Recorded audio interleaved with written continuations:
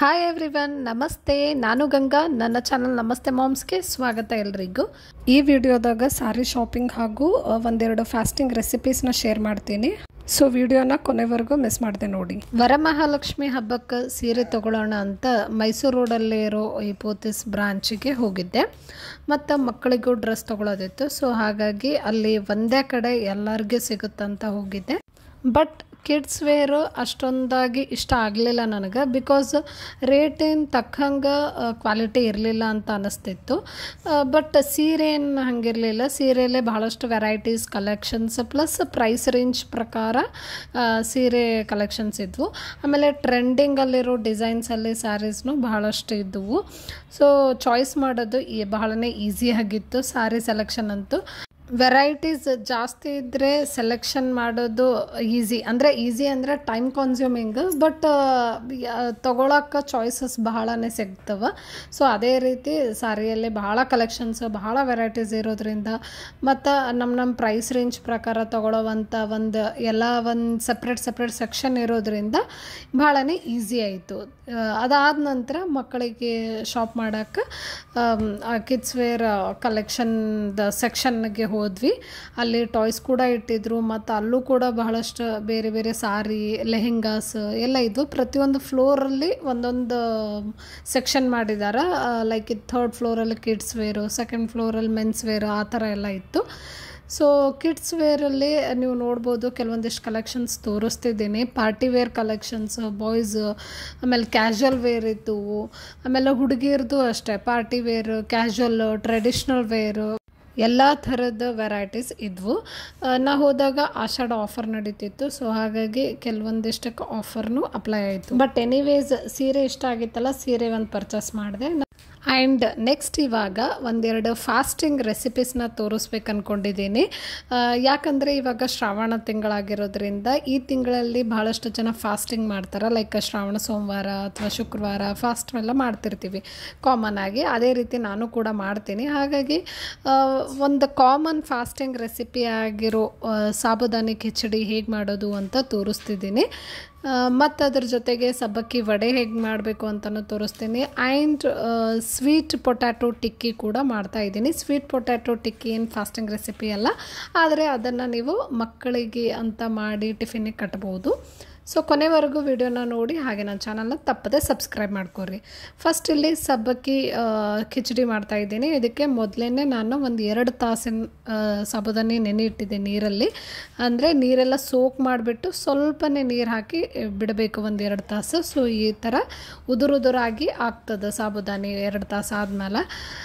So ಸಾಬುದಾನಿಗೆ ಬೇಕಾಗಿರೋ ಶೇಂಗಾ main ingredient. So ಮೊದಲೇ ಹುರ್ಕೊಂಡು ಫಸ್ಟಿಗೆ ತೋರಿಸ್ದೆ ನೋಡಿದ್ರೆ ಹುರ್ಕೊಂಡು ಮಿಕ್ಸಿ ಮಾಡಿ ಇಟ್ಕೊಂಡಿದ್ದೀನಿ. ಸೊ ಅದು ಪೀನಟ್ ಪೌಡರ್ನ ಚೆನ್ನಾಗಿ ಮಿಕ್ಸ್ ಮಾಡಿದ್ದೀನಿ ಸಾಬುದಾನಿಗೆ.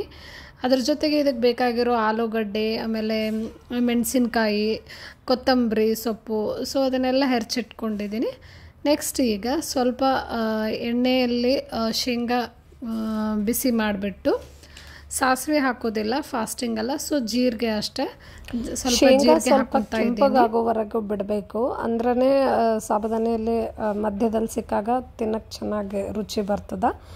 ಆಮೇಲೆ ಜೀರಿಗೆನೂ ಸ್ವಲ್ಪ ಕೆಂಪಗಾದ್ಮೇಲೆ ಹಸಿಮೆಣಸಿನ್ಕಾಯಿ ಹಾಗೂ ಕರಿಬೇವನ್ನ ಹಾಕ್ಕೊತಾ ಇದ್ದೀನಿ. ಸೊ ಹಸಿಮೆಣಸಿನ್ಕಾಯಿ ಸ್ವಲ್ಪ ಕೆಂಪಗಾದ ತಕ್ಷಣ ಕಟ್ ಮಾಡಿ ಇಟ್ಕೊಂಡಿರೋ ಆಲೂನ ಚೆನ್ನಾಗಿ ಫ್ರೈ ಮಾಡಬೇಕು. ಮತ್ತು ಸ್ವಲ್ಪ ಉಪ್ಪನ್ನು ಸೇರಿಸ್ತಾ ಇದ್ದೀನಿ. ಬಿಕಾಸ್ ಸ್ವಲ್ಪ ಬೇಗ ಫ್ರೈ ಆಗ್ತದೆ. ಆಲೂ ನೀಟಾಗಿ ಬಹಳ ಹೊತ್ತು ಫ್ರೈ ಮಾಡಬೇಕು. ಬಿಕಾಸ್ ಅದು ಭಾಳ ಜಲ್ದಿ ಫ್ರೈ ಆಗಂಗಿಲ್ಲ. ಆಮೇಲೆ ಹಾಗೆ ಇತ್ತು ಅಂದ್ರೆ ಚೆನ್ನಾಗಿ ಅನ್ಸಂಗಿಲ್ಲ, ಟೇಸ್ಟ್ ಬರಲ್ಲ ಅಷ್ಟೊಂದು. ಸಾಬುದಾನಿ ತಿನ್ಬೇಕಾದ್ರೆ ಕಚ್ಚ ಹಾಗೆ ಬರ್ತಾವೆ. ಸೊ ಫುಲ್ ಒಂಥರ ಗೋಲ್ಡನ್ ಬ್ರೌನಿಷ್ ಥರ ಕಾಣಿಸ್ಬೇಕು. ಅಲ್ಲಿವರೆಗೆ ಆಲೂನ ನೀಟಾಗಿ ಫ್ರೈ ಮಾಡ್ಕೊರಿ. ಅದಾದ ತಕ್ಷಣ ಕೊತ್ತಂಬರಿ ಸೊಪ್ಪು ಹಾಕ್ತಾಯಿದ್ದೀನಿ.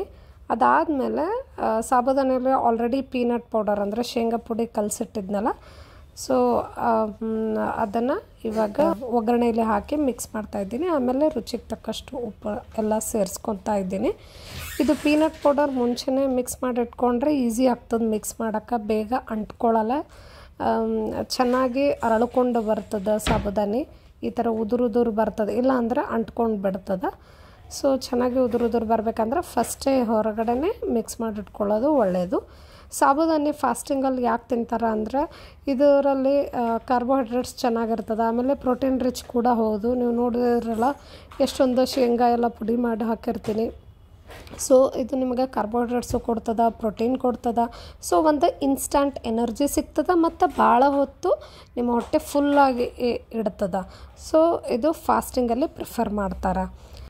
ಇವಾಗ ಬಿಸಿ ಇದನ್ನ ಮೊಸರು ಜೊತೆ ಸೇವನೆ ಮಾಡಿದರೆ ಭಾಳನೇ ಟೇಸ್ಟಿ ಅನ್ನಿಸ್ತದೆ ಮತ್ತು ಭಾಳ ತನ ನಿಮ್ಮ ಹೊಟ್ಟೆ ಕೂಡ ಫುಲ್ಲಾಗಿರ್ತದೆ. ಈಗ ನೆಕ್ಸ್ಟ್ ಇದು ಸಾಬುದಾನಿಯಿಂದ ವಡೆ ಹೇಗೆ ಮಾಡೋದು ಅಂತ ತೋರಿಸ್ತಿದ್ದೀನಿ. ಈಗ ಸಾಬುದಾನಿಗೆ ಆಲ್ರೆಡಿ ನಾನು ಶೇಂಗಾ ಪುಡಿನ ಮಿಕ್ಸ್ ಮಾಡಿಟ್ಕೊಂಡಿದ್ದೀನಿ. ಅದಕ್ಕೆ ಒಂದು ಸ್ವಲ್ಪ ಉಪ್ಪು ಹಾಕ್ಕೊಂಡೆ. ಆಮೇಲೆ ನೆಕ್ಸ್ಟ್ ಆಲೂಗಡ್ಡೆನ ಕುದಿಸ್ಕೊಂಡು ಇಟ್ಕೊಂಡಿದ್ದೆ. ಇಷ್ಟು ಸಾಬುದಾನಿಗೆ ಒಂದು ದೊಡ್ಡ ಆಲೂ ತೊಗೊಂಡಿದ್ದೀನಿ, ಅಥವಾ ಒಂದು 2 ಆಲೂ ತೊಗೊಂಡ್ರೆ ಒಳ್ಳೆಯದು, ಬಿಕಾಸ್ ಅದು ಬೈಂಡಿಂಗ್ ಚೆನ್ನಾಗಿ ಬರೋಕ್ಕೆ. ಸೊ ಕುದಿಸಿಟ್ಟಿದ್ದ ಆಲೂ ಸಾಬುದಾನಿಯಲ್ಲಿ ಈ ಥರ ಮ್ಯಾಶ್ ಮಾಡಿ ಹಾಕಿ ಪೀನಟ್ ಪೌಡರ್, ಉಪ್ಪು ಮತ್ತು ಆಲೂ ಹಾಕಿದ್ದೀನಿ. ನೆಕ್ಸ್ಟ್ ಇದಕ್ಕೆ ಒಂದು ಸಣ್ಣದಾಗಿ ಮೆಣಸಿನ್ಕಾಯಿ ನಿಮಗೆ ಖಾರ ಎಷ್ಟು ಬೇಕಷ್ಟು ಹೆಚ್ಚು ಹಾಕ್ಕೋಬೋದು, ಅಥವಾ ಕೆಂಪು ಖಾರ ಪುಡಿನೂ ಹಾಕ್ಕೋಬೋದು. ಕೆಂಪು ಖಾರದ ಪುಡಿ ಹಾಕ್ಕೊಂಡ್ರೆ ಭಾಳನೇ ಟೇಸ್ಟ್ ಚೆನ್ನಾಗಿ ಬರ್ತದೆ. ಒಂದೇ ಒಂದು ಹಸಿ ಮೆಣಸಿನ್ಕಾಯಿ ಹಾಕ್ಕೋಬೋದು. ನಾನಿಲ್ಲಿ ಹಾಕ್ತಾಯಿಲ್ಲ, ಬಿಕಾಸ್ ಮಕ್ಳಿಗೋಸ್ಕರ ಮಾಡ್ತಾಯಿದ್ದೆ. ಸೊ ಖಾರ ಅವಾಯ್ಡ್ ಮಾಡಿದ್ದೀನಿ ಹಸಿ ಮೆಣಸಿನ್ಕಾಯಿ ಹಾಕೋದು. ಕೊತ್ತಂಬರಿ ಸೊಪ್ಪನ್ನ ಹಾಕ್ತಾಯಿದ್ದೀನಿ. ನೆಕ್ಸ್ಟ್ ಇದಕ್ಕೆ ಒಂದಿಷ್ಟು ಸ್ಪೈಸಸ್ ಆ್ಯಡ್ ಮಾಡಿರಿ, ಲೈಕ್ ಅರಿಶಿನ, ಆಮೇಲೆ ಖಾರ ಪುಡಿ, ಆಮೇಲೆ ಜೀರಿಗೆ ಪುಡಿ, ಆಮೇಲೆ ಲಾಸ್ಟಲ್ಲಿ ನಿಂಬೆಹಣ್ಣು. ಇದನ್ನು ಚೆನ್ನಾಗಿ ಹಿಂಡ್ಕೊಂಡ್ಬಿಟ್ಟು ಎಲ್ಲ ಇಂಗ್ರೀಡಿಯೆಂಟ್ಸ್ ಸೇರಿಸಿ ಮಿಕ್ಸ್ ಮಾಡ್ಕೋಬೇಕು ನೀಟಾಗಿ. ಈ ಥರ ಆಗ್ತದೆ ಮಿಕ್ಸ್ ಮಾಡ್ಕೊಂಡ್ಮೇಲೆ. ಆಮೇಲೆ ಸ್ವಲ್ಪನೇ ತೊಗೊಂಡು ಕೈಯಲ್ಲಿ ರೌಂಡ್ ಶೇಪ್ ಈ ಥರ ಮಾಡಿಟ್ಕೋಬೋದು ಒಂದು ಪ್ಲೇಟಲ್ಲಿ.